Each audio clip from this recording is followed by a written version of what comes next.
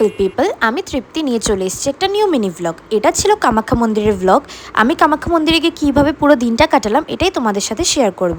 আমরা বেসিক্যালি সেদিন আমার ভাইয়ের বার্থডে উপলক্ষে মন্দিরে গেছিলাম, আর আমারও খুব দর্শন করার ইচ্ছে ছিল। তো আমরা সবাই মিলে ঠিক করলাম আমরা কামাখ্যা মন্দিরে ঘুরতে যাই, মানে পুজো দিতে যাই।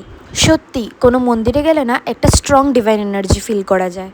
যেদিন আমি পুজো দিতে যাই সেদিন আমার এতটা জোর ছিল, আমার শরীরটা একদমই ভালো লাগছিল না, বাট যখনই আমি মন্দিরে পৌঁছলাম তখন থেকেই আমার শরীরটা পুরোটা ঠিক হয়ে গেল। আমি খুব ভালো করে সেদিন মার পুজো দিলাম, মাকে দর্শন করলাম।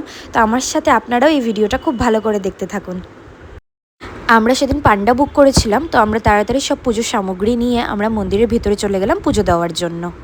আমার এত জ্বর ছিল, কিন্তু আমি বাড়ির থেকেই ঠিক করে এসেছিলাম যদি আমি মন্দিরে পুজো দিতে যাই আমি শাড়ি পরেই পুজো দিতে যাব। তাই কথা মতন আমি সেদিন শাড়ি পরে গেছিলাম। আর আমার এতটা ভালো লাগছিল, কারণ আমার এত জ্বর থাকা সত্ত্বেও আমার মনটা আমার শরীরটা দুটোই খুব ভালো হয়ে গেছিলো পুজো দেওয়ার সময়।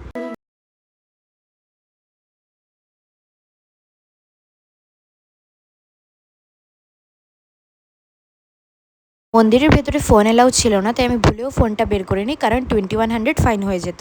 তারপর আমরা পুজো দিয়ে বেরিয়ে প্রদীপ জ্বালালাম, এখানে রাঙ্গা নারকেলটা ফাটিয়ে দিল। সেদিন আমরা খুব ভালোভাবেই পুজো দিয়েছিলাম, আমাদের মনটাও খুব ভালো হয়ে গেছিলো, কারণ রেয়ানের বার্থডে বলে কথা ছিল।